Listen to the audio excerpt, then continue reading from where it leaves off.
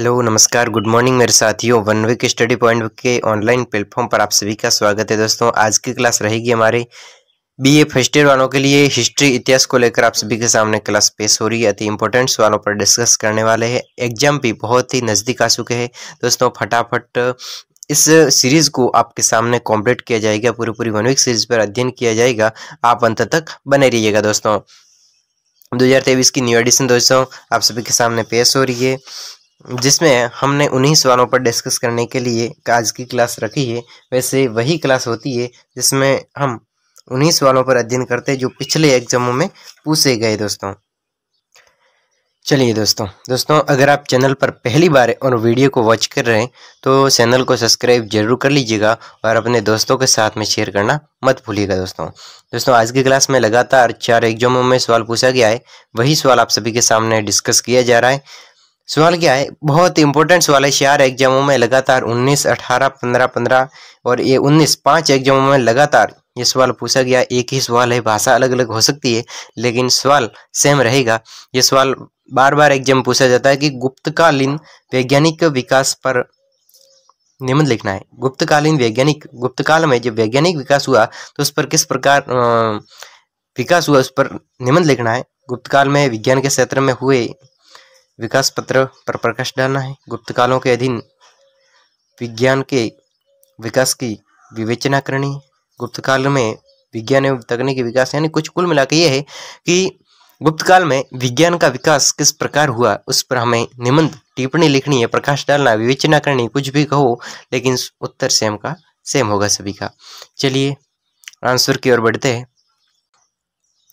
गुप्तकाल ज्ञान विज्ञान के क्षेत्र में गुप्तकाल है वो ज्ञान विज्ञान के क्षेत्र में अभूतपूर्व उन्नति का परिचायक है। भारतीय संस्कृति के चरम विकास के इस युग में भारतीय मानव बुद्धि का भरपूर सदुपयोग हुआ।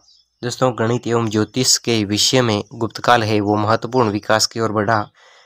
वंशावली, पेशावर पांडुलिपि के अंक, गमित, रेखागणित पर आधारित संख्याओं के योग की पद्धति का वर्णन है। दोस्तों वर्गमूल और भिन्न भी गुप्त युग के गणितज्ञ सीख गए थे। दोस्तों गुप्त युग के जो गणितज्ञ थे वो वर्गमूल क्या आ गया ये बड़ा ये वर्गमूल भिन्न भी गुप्तकाल के जो गणितज्ञ थे वो सीख गए थे।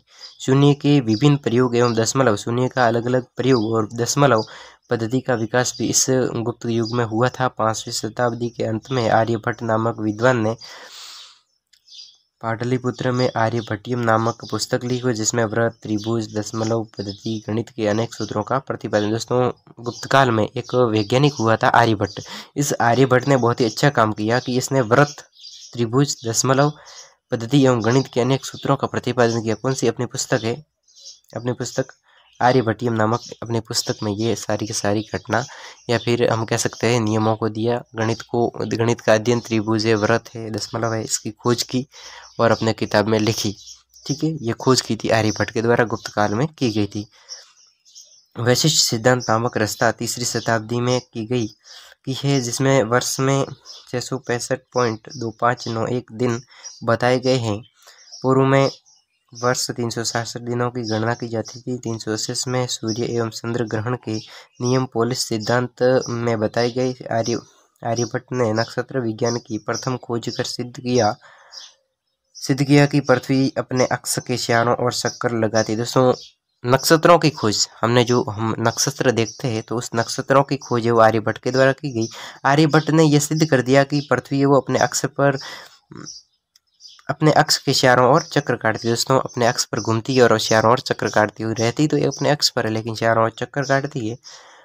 सूर्य सिद्धांत द्वारा सूर्य के कारणों एवं विभिन्न नक्षत्रों की गति की गणना की। उन्होंने यह खोज की कि सूर्य व चंद्र ग्रहण, चंद्रमा या पृथ्वी की छाया का परिणाम। दोस्तों इस आर्यभट्ट ने यह भी सिद्ध कर लिया कि ये जो सूर्य और चंद्र, सूर्य ग्रहण होता है, चंद्र ग्रहण होता है तो ये किस कारण होता है, तो इसका कारण या पृथ्वी की छाया का परिणाम। दोस्तों जब पृथ्वी की छाया सूर्य पर पड़ती है तो सूर्य ग्रहण होता है। ठीक है, जब पृथ्वी की छाया चंद्रमा पर गिरती है तो ये चंद्र ग्रहण होता है। तो ये किसने बताया था पहली बार, आर्यभट्ट के द्वारा बताया गया। शून्य की खोज आर्यभट्ट ने, दशमलव की खोज आर्यभट्ट ने, त्रिभुज की खोज आर्यभट्ट ने और भिन्न की खोज आर्यभट्ट ने, ये गुप्त काल में आर्यभट्ट के द्वारा की गई थी। विभिन्न प्रकार के नक्षत्र हम देखते हैं, नक्षत्रों की खोज किसने की थी? आर्यभट्ट के द्वारा की गई थी। ठीक है। निशंक, पांडुरंग स्वामी और पाटगुप्त युग के प्रकांड पृथ्वी की छाया का परिणाम। दोस्तों प्रकांड विद्वान ज्योतिष विद्वान थे। लाट को सर्व सिद्धांत गुरु कहा जाता है। किसको लाट को कहा जाता है? वराहमिर ने वृत्तांत बृहत् संहिता नामक ग्रंथ में धातुकला, इसने वराहमिर के द्वारा धातुकला, शरीर विज्ञान, गणित, ज्योतिषी, वनस्पति विज्ञान, जीव विज्ञान आदि तकनीकी विषयों पर विस्तृत विवेचन किया।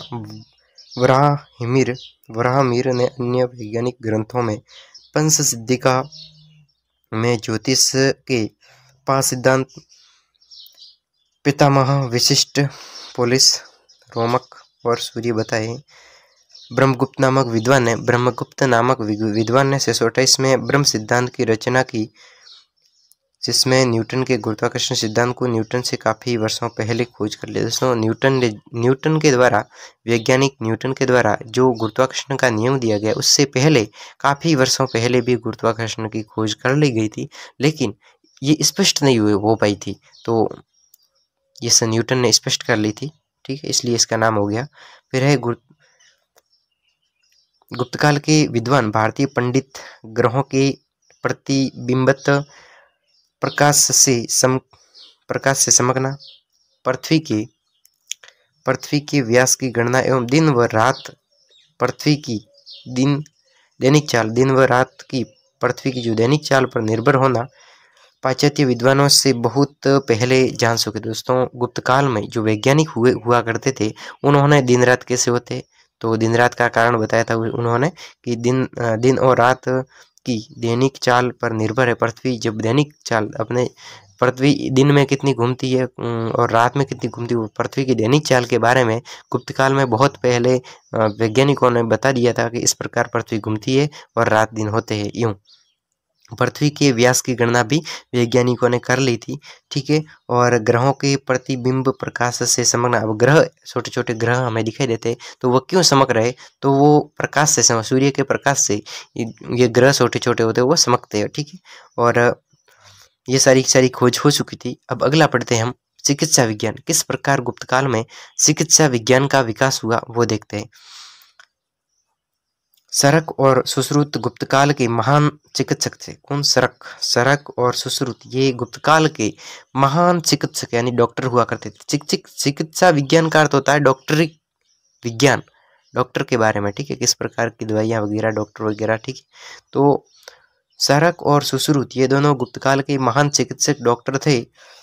वाग्भट ने अष्टांग संग्रह में शरक संहिता एवं सुश्रुत संहिता को संक्षिप्त में लिखा। धन्वंतरी चंद्रगुप्त विक्रमादित्य का राजवेद था। ये धन्वंतरी है, वो चंद्रगुप्त का क्या था? राजवेद था। वह आयुर्वेद शास्त्र का ज्ञाता था। कौन? धन्वंतरी आयुर्वेद शास्त्र का ज्ञाता था। पूर्व तुर्किस्तान की कुचा नामक स्थान पर नवीनतम नाटक प्रसिद्ध आयुर्वेद ग्रंथ 1890 में प्राप्त हुआ, जिसमें अनेक विद्वान आयुर्वेदाचार्यों ने नुस्खों का वर्णन किया। जड़ी बूटियों, धातु रसायन एवं भस्मों का औषधि के रूप में प्रयोग भलीभांति होता था। पशु चिकित्सा कालकप्य हस्त्यायुर्वेद ग्रंथ लिखा, जिसमें हाथियों के रोग और उपचार वर्णित है। गुप्तकालीन साहित्य में शल्य चिकित्सा, घाव पर चोट व लेप लगाने, जुलाब, वमन, उल्टी करने आदि के उल्लेखित प्राप्त हुए। दोस्तों चिकित्सा विज्ञान के क्षेत्र में गुप्तकाल में किस प्रकार का विकास हुआ, वो देखना है। तो गुप्तकाल में सुश्रुत और शरक ऐसे डॉक्टर या फिर हम कह सकते चिकित्सक थे जो बहुत ही विद्वान हुआ करते थे। वाग्भट ने अष्टांग संग्रह में शरक संहिता एवं सुश्रुत संहिता संक्षेप में लिखा। धन्वंतरी, यहाँ पर दोस्तों धन्वंतरी गुप्तकाल में बहुत ही अच्छा डॉक्टर कह सकते हैं हम, चिकित्सक था। चंद्रगुप्त विक्रमादित्य का राजवैद्य था। चंद्रगुप्त है वो विक्रमादित्य का राजवैद्य था। वह चंद्रगुप्त है वो आयुर्वेद का शास्त्र ज्ञाता था। तुर्किस्तान कुचा नामक स्थान पर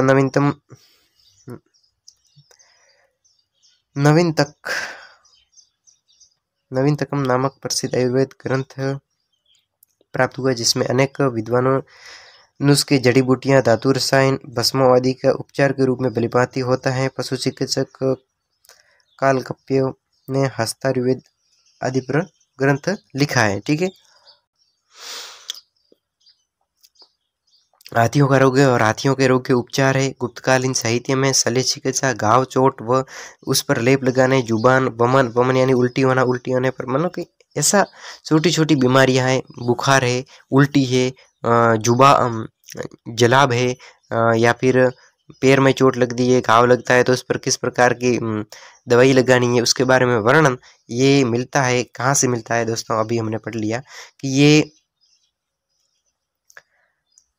देखो, नवनीतकम नामक प्रसिद्ध आयुर्वेद ग्रंथ मिला है, जिसमें ये सारी के सारे नुस्खे लिखे गए। ये किस काल का है?